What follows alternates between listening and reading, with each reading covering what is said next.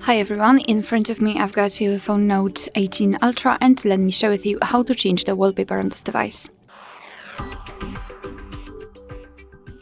So let's start with opening the settings, and here we have to scroll and find the display. Now we have to scroll and find wallpaper and style and tap on change wallpaper.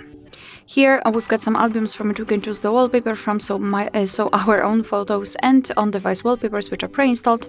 And here we've got some options from which we can choose, so simply tap on the option and it will appear right here on this preview. You can check it on the home screen and lock screen, and then if you're happy with your choice, just tap on the stick icon in the right lower corner. Now you can decide where you want to set it, so as a home screen, lock screen, or both, and I will choose both options, so let me tap on it. Now we can go back, and as you can see, the wallpaper has been applied successfully. Alright, so that will be all. Thank you so much for watching. I hope that this video was helpful, and if it was, please hit the subscribe button and leave the thumbs up.